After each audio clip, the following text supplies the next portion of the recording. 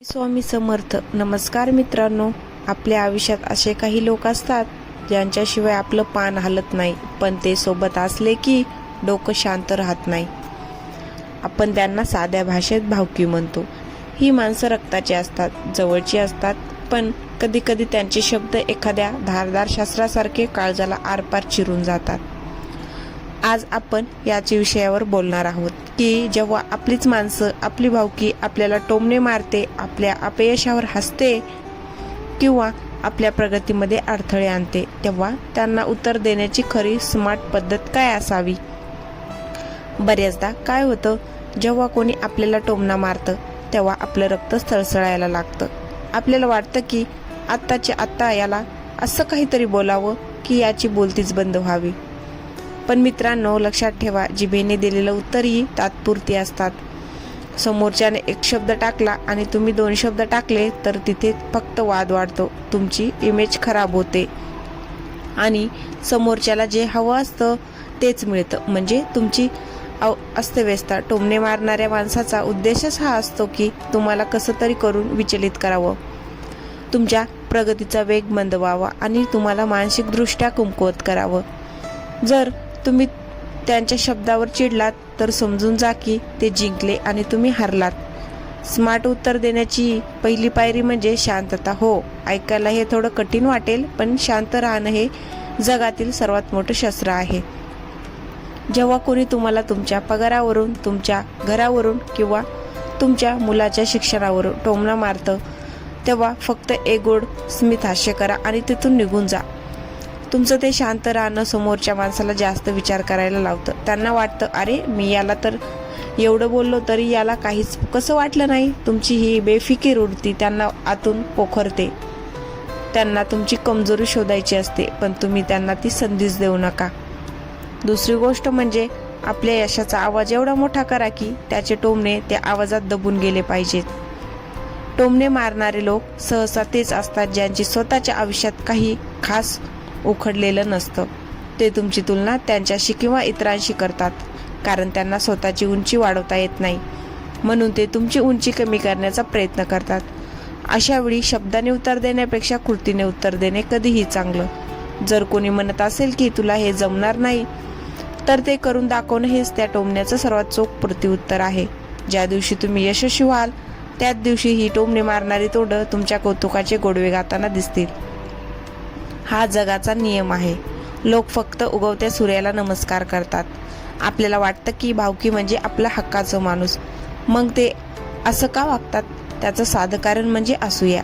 तुमच्याकडे जे आहे ते त्यांच्याकडे नाही, किंवा तुम्ही त्यांच्यापेक्षा पुढे निघून जाल ही भीती त्यांना सतावत असते. त्यामुळे त्यांच्या शब्दांना वैयक्तिक घेऊ नका. त्यांचे टोमणे हे त्यांच्या मानसिकतेचे दर्शन घडवतात, तुमच्या लायकीचे नाही. जेव्हा तुम्ही त्यांच्या बोलण्याकडे दुर्लक्ष करायला शिकता तेव्हा तुम्ही मानसिकदृष्ट्या खूप ताकदवान होता.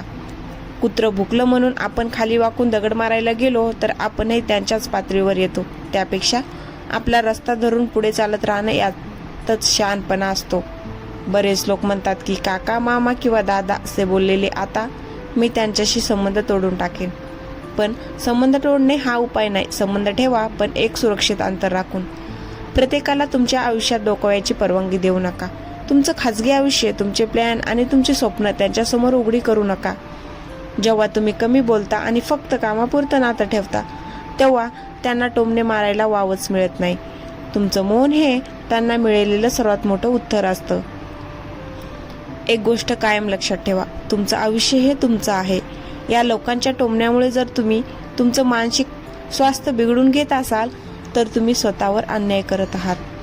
जे लोक तुमच्या सुखात सुखी नाहीत त्यांच्या मतांना तुमच्या आयुष्यात काहीच किंमत नसावी. स्वतःला इतकं सिद्ध करा की उद्या याच लोकांनी तुमच्या नावाचा उल्लेख अभिमानाने केला पाहिजे. तुमची प्रगती, तुमची नम्रता आणि तुमचं सुख राहणं हीच ती स्मार्ट उत्तर आहेत जी समोरच्याला आयुष्यभराची अद्दल घडवतात.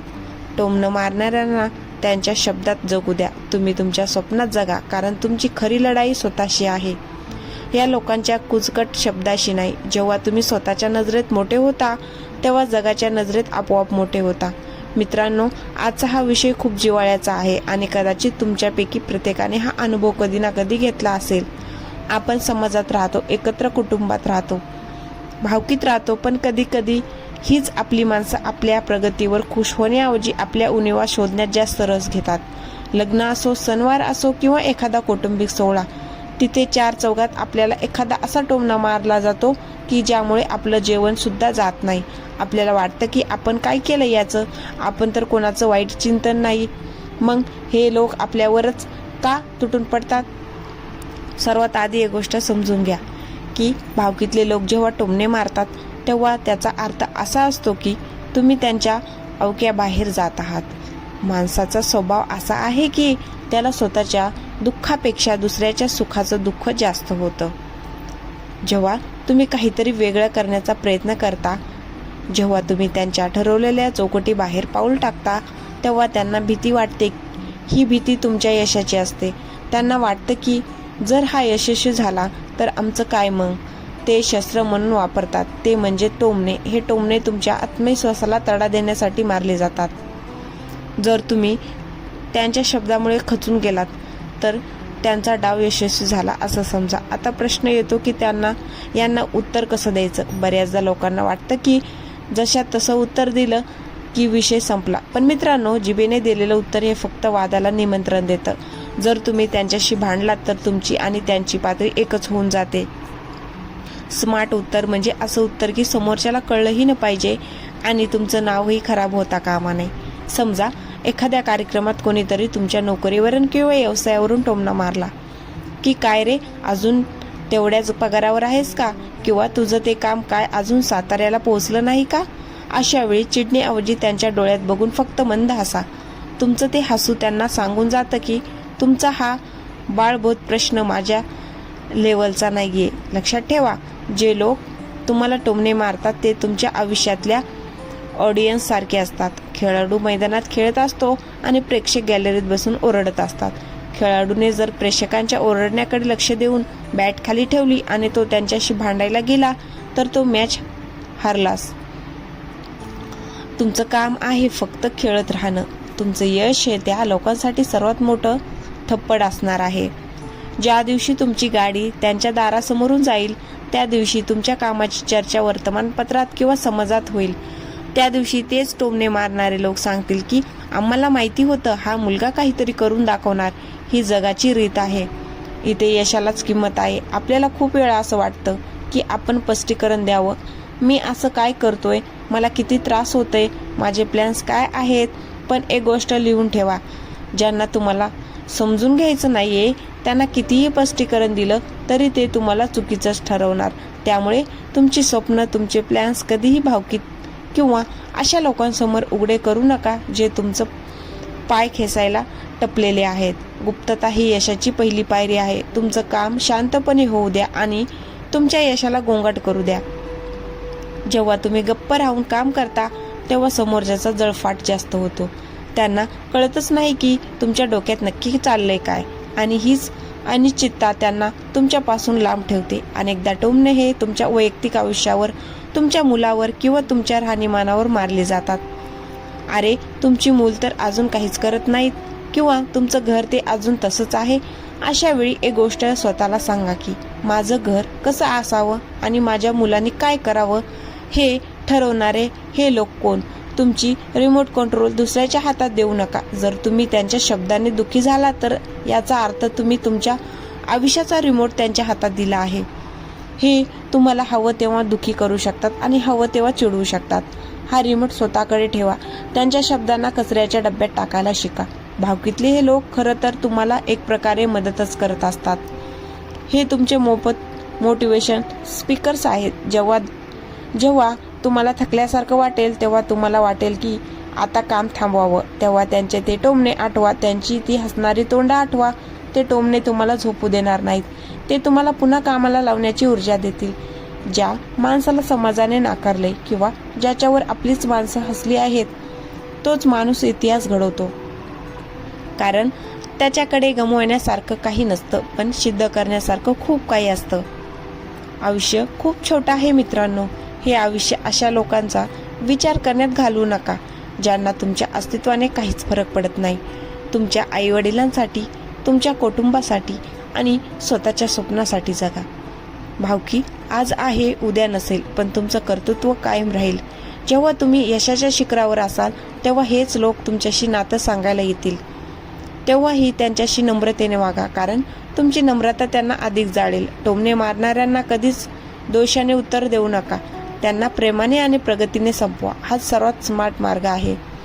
स्वतःवर विश्वास ठेवा, काम करत राहा आणि लक्षात ठेवा, सिंह कधीच कुत्र्याच्या भुंकण्याकडे लक्ष देत नाही. तो फक्त आपल्या शिकारीवर लक्ष ठेवतो. तर मित्रांनो, जाता जाता एकच गोष्ट मनाशी पक्की बांधून ठेवा. ही जी भावकी आहे ना, हे जे टोमणे मारणारे लोक आहेत, हे तुमच्या आयुष्यातल्या वाळव्यासारखे असतात. जर तुम्ही त्यांना थारा दिलात तर ते तुमचा आत्मविश्वास पोखरून टाकतील, पण जर तुम्ही खंबीर राहिलात तर याच लोकांच्या जाळीतून तुमच्या यशाचा प्रकाश बाहेर पडेल.